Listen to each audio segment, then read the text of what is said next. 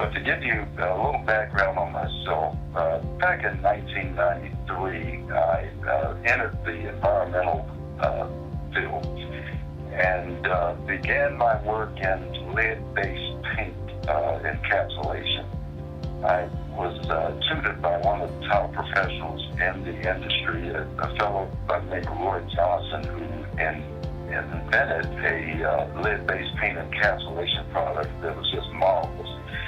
That product did the job, and I was intrigued when I first went into the business because I was told that a piece of lead the size of a grain of sugar administered to a child, 6 days later, they would have lost 1 IQ point permanently. We worked with Roy Johnson and his company for years, and in 2009, I formed my own company, having had experience in lead-based paint, asbestos, and mold. I decided to go exclusively with mold because of the dangers that I saw in people's homes and in their workplaces, and that it was so broad that it presented a serious health threat to the public, and I wanted to get involved in every way I could because mold and indoor contaminants cause a wide variety of health effects. The World Health Organization says that clean air is a basic requirement of life. The quality of air inside homes, offices, schools, daycare centers, public buildings, healthcare facilities, and other private and public buildings where people spend a large part of their life is essential determinant of a healthy life and people's well-being.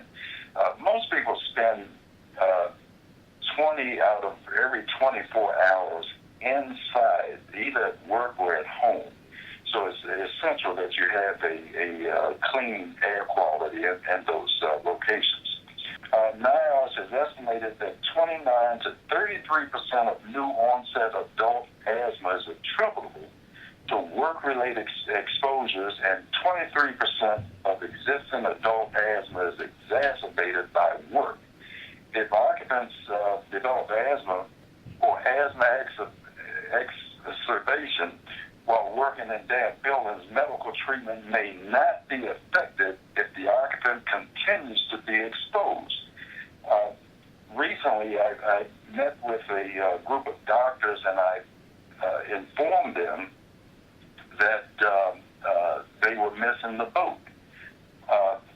In their treatments, they were treating the symptoms and not the cause of the symptoms. In other words, their patients were coming to them ill from exposure to mold in their workplaces and homes. They were reacting to it through asthma attacks and allergies and so forth. And these doctors give them shots and antibiotics, and then they send them right back to the contaminated environment that where the problem began.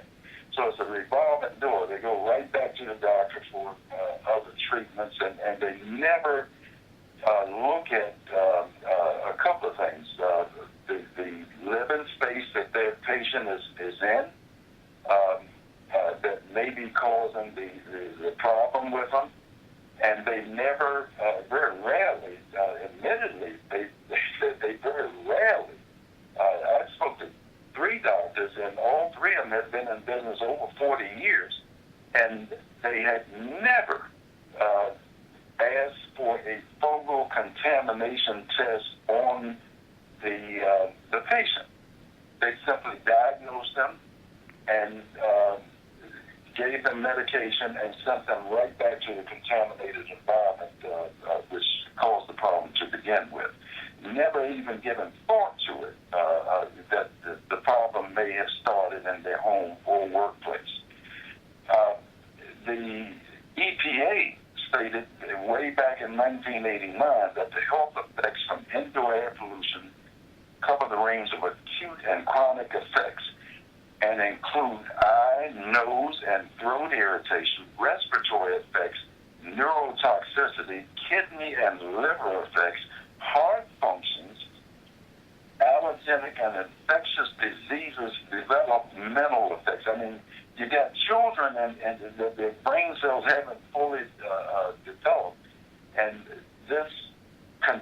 contaminated air that they're breathing can cause developmental effects.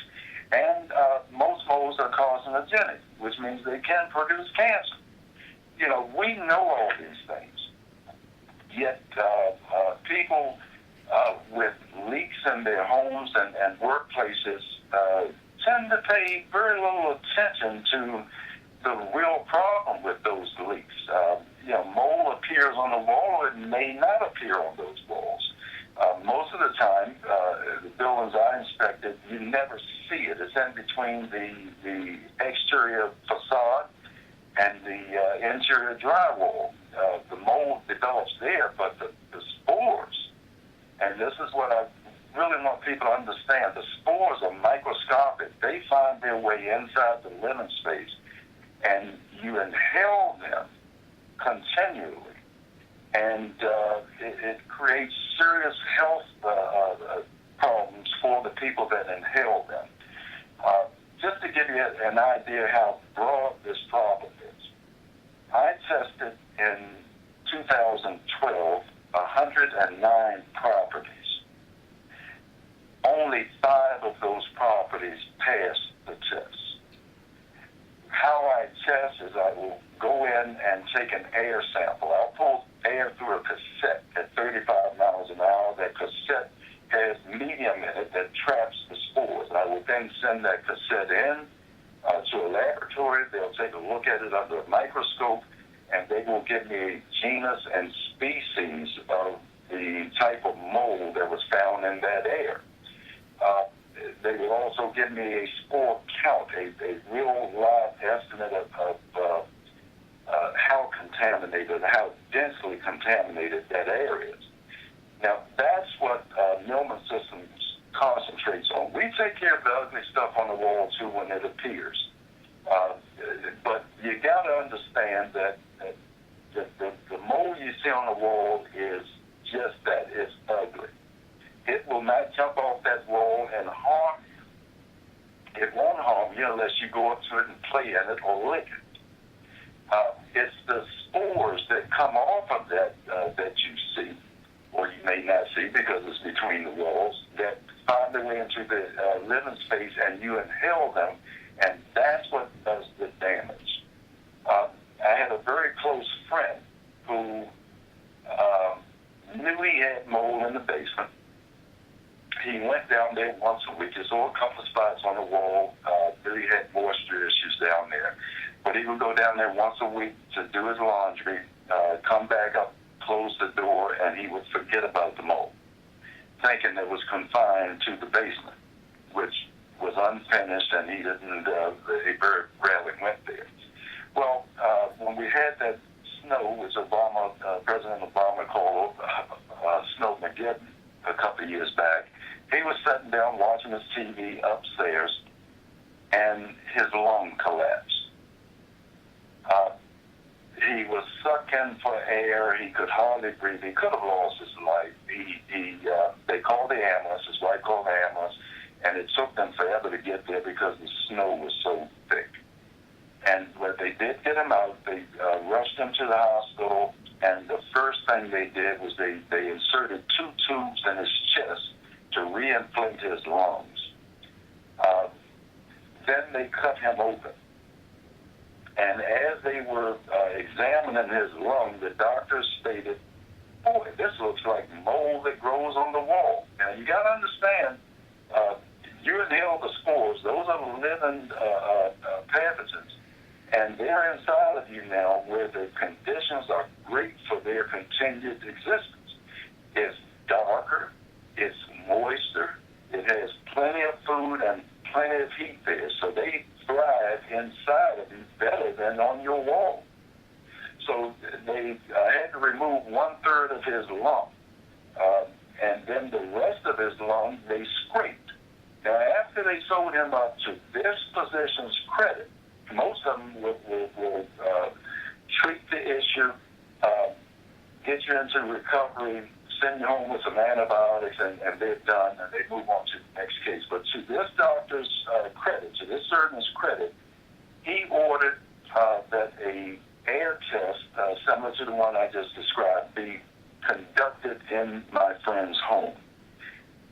And the inspector that went in, when he got the report back, called him up and told him, yes, this is the place, this is the source of your problems, because the spore count was extremely high. But he left it there because even he didn't have a clue as to how to treat the air that was breathed. Most remediation companies will come in, they will do chemical wipe downs. They will wipe down all your surfaces. They will scrub areas where they see visible mold. They will, in most cases, not take a post-remediation air test to see if everything has been cleared up. This is wrong, and in this day and age, we need to stop using the horse and buggy approach to mold remediation. It's the air that you must clean. Millman Systems is a remediator. The first thing we'll do is take that air test. We want to know what we're dealing with. The lab will send a report out and tell you how those types of molds that's found in your air affects human beings. Some of them do different things. Some cause exacerbate asthma. Some cause skin rashes. Some are cancer producing. I've even had one that attacked the cornea of a child's eye so that she lost focus. It does that by inflaming the cornea. Speaking of inflammation, inflammation is something that is found in just about every case. When you inhale mold spores, it creates inflammation throughout your body, especially in your organs, your brain, your heart, your lung, your kidneys, your thyroid, and so forth. When that inflammation is created, the immune system, and this is something to pay real close attention to, the condition of your immune system. Your immune system has to go into action to combat that inflammation. Now, I'm going to lean on cancer in this case, but this is not limited to cancer. We can talk about heart attacks and other illnesses. But we all have cancer cells, I understand, and they tend to rise. They are detectable until they reach a certain level, and they tend to rise periodically based on our environment and what we eat. From what I'm understanding, they love sugar, so you drink a soda pop, and they tend to try to rise.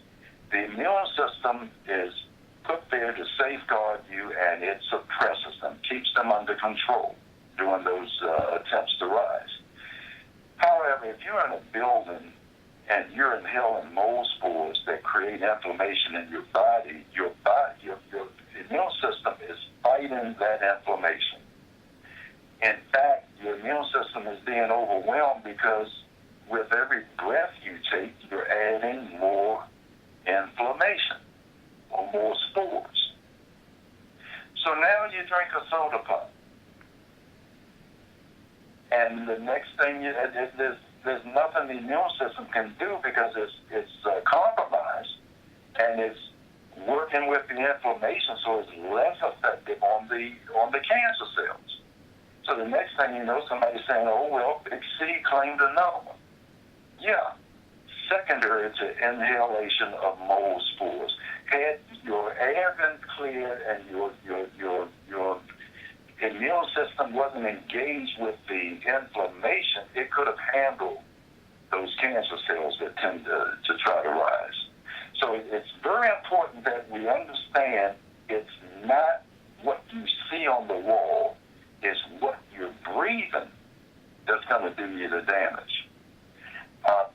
With the outlandish number of homes that I test being overwhelmingly, percentage-wise, contaminated, I think it's upon all of us to have our home air tested and to determine if, in fact, we're faced with this problem, especially if you have someone in that home who is already taking medications, maybe on chemotherapy. When you have a situation like that, those things take their own toll on the immune system. So if you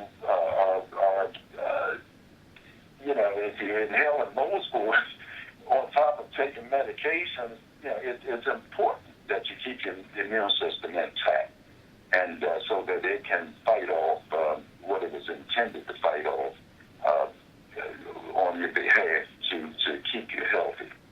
So I think that the biggest thing is to make certain that your air is clear in your home and your workplace, and that you give the immune system a chance to fight off causes of pathogens and other things that attack your body on a daily basis. So needless to say, folks, it's very important that you understand the dangers surrounding inhalation of mold spores. Have your homes tested, especially if you have young children and whose immune systems haven't fully developed yet, or may be subjected to have been affected by inhalation of mold spores. Have your homes tested. You can call me to do it, or get someone who is understanding that does home inspections for you to do those air tests. It's what you breathe that counts. If you like for me to do it, we can come out. I'm a certified mold inspector as well as certified mold remediator.